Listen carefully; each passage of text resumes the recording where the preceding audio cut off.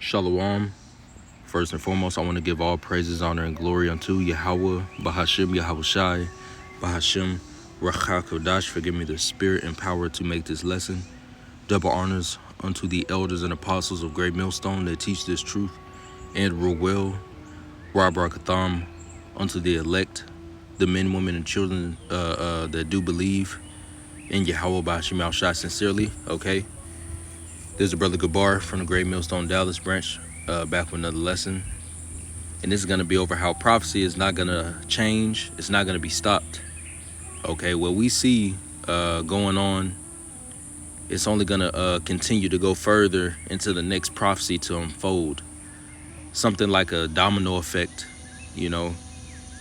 So you have to prepare yourself. You have to prepare your household, you know, for what's to come. All right, knowing the prophecies. All right, the spirit of Yahweh Shai is a spirit of prophecy, as the scriptures say.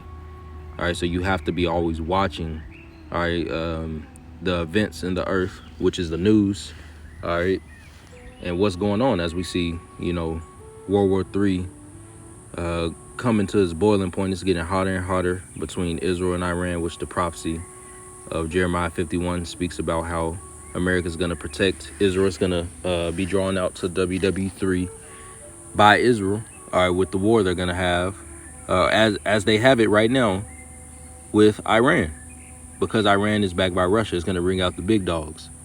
All right, but I want to hop into some prophecies. I want to hop into some scripture, all right, right quick before I start talking further. Okay, Isaiah 55 in verse, I'm going to start at verse 8. It says, "For my thoughts are not your thoughts, neither are your ways my ways, said the Lord Yahweh." So we cannot understand Yahweh. We cannot understand, we cannot search out his ways, okay? He is above us, how he do these things. Okay, verse 9. "For as the heavens are higher than the earth, so are my ways higher than your ways, and my thoughts than your thoughts." Right. Okay. It says, "For as the rain cometh down, and the snow from heaven, and turneth not thither, but watereth the earth, and maketh it bring forth and bud, that it may give seed to the sower, and bread to the eater, so shall my word that goeth forth out of my mouth, it shall not return unto me void." So it's going to accomplish, it's going to fulfill what it said is going to do. So if Babylon is said to be destroyed from the Lord Yahweh, then it's going to happen.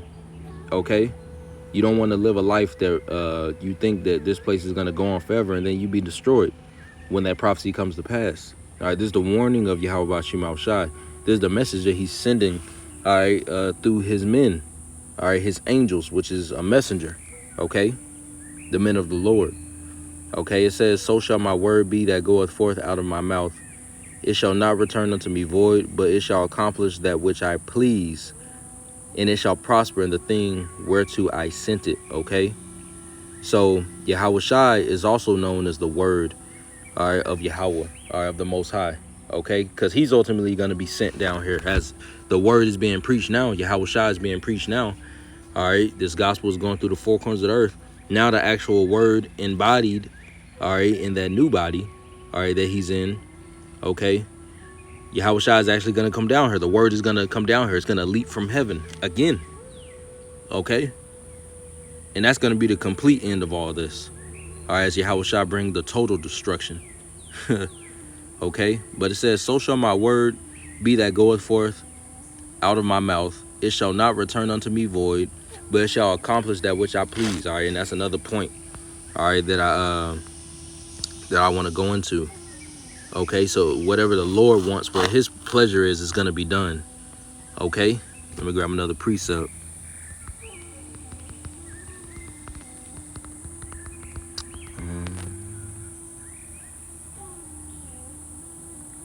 Salakia, phone going slow. Okay, Isaiah 46:10, declaring the end from the beginning. So it's already written, all right, for this kingdom, this age to collapse. All right, declaring the end from the beginning, and from ancient times the things that are not yet done, saying, "My counsel shall stand, and I will do all my pleasure." Right, and we see the Lord's counsel a couple of times in the scriptures, man. All right. Really throughout all the scriptures, I wouldn't say a couple of times, but we see the Lord's counsel specifically in times like when the Lord was asking, all right, his angels who would go down there, all right, and be a lion spirit, you know, and pitting a spirit on David to number the children of Israel. Okay, different instances, all right, but hey, the Lord gets what he wants. What he says goes, okay? So it says, my counsel shall stand, and I will do all my pleasure, right? That word pleasure, again, all right, as we read in Isaiah 55, all right, and 11, that he, whatever he pleases come to pass, okay? So this is serious. It's not just like the Lord is saying something, is spoken by the men that he sent, all right, it's recorded for ages, for all time. And then at the end, all right, when the other things is supposed to come into signs and effects, it just don't at the very end when everything else did. The creation of the earth, the creation of everything, all existence, all right, and everything that has happened. And then now, no, it's all going to come to pass. It isn't just the biblical days. Okay, a lot of people will say that. Even Christians will say that. A lot of Christians don't believe that the Lord is, they all don't believe that the Lord's come back now, really. Okay. With that do as thou wilt. They don't have any fear of the Lord. All right, but we're not getting into that in this lesson. I want to continue. I want to get Zephaniah chapter 3 and verse 8. It says, therefore wait ye upon me, said the Lord Yahweh, until the day that I rise up to the prey. For my determination is to gather the nations, that I may assemble the kingdoms, to pour upon them mine indignation. So the Lord is angry at these heathen nations. Why is he angry at them? For what they did to us. You can read more about that, like Joel chapter 3. Okay, you read the book of Joel, the whole book. Okay, it says, for my determination is to gather the nations, that I may assemble the kingdoms, to pour upon them mine indignation, even all my fierce anger. For all the earth shall be devoured with the fire of my jealousy. Right, because what did they touch? The apple of his eye, the Israelites, his people. As he was displeased with us and punished us, but they took it too far, as the scriptures say. Okay, matter of fact, I just proved that right quick, because I don't think I brought that out. Let me see. 1 second.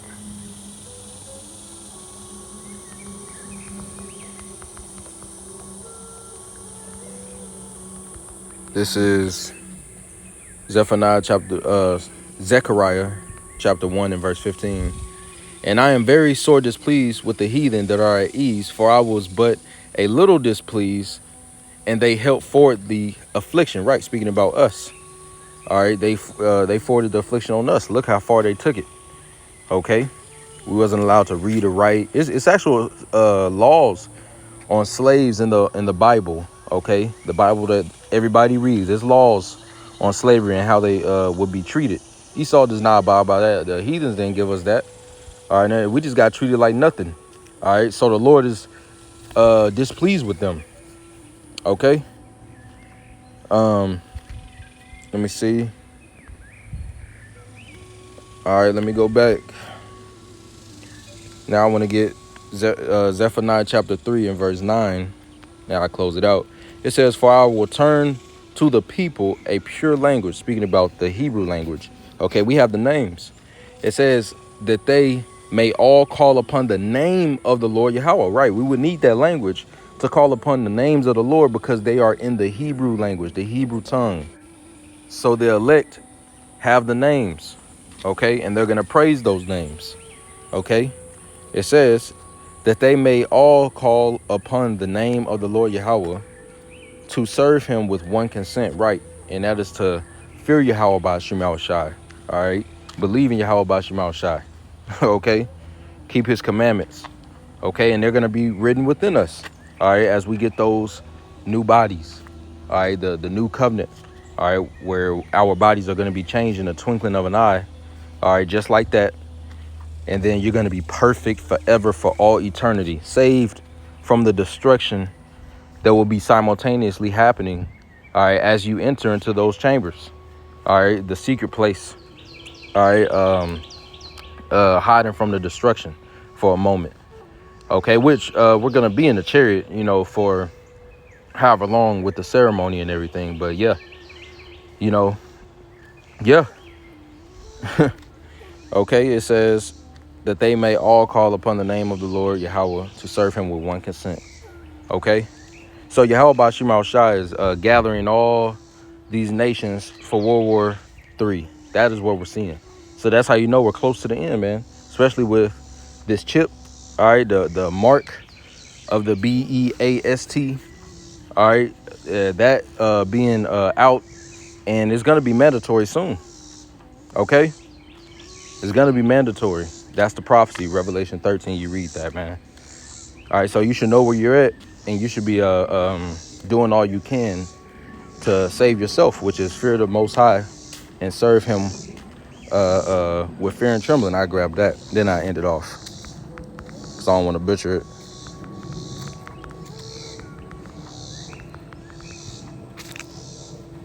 Psalms chapter 2 and 11. Wait, it's actually another one. Let me see. Here we go. Philippians chapter 2 and verse 12. Wherefore, my beloved, as ye have always obeyed, not as in my presence only, but now much more in my absence, work out your own salvation with fear and trembling. Right, and we're very near to that salvation. Okay.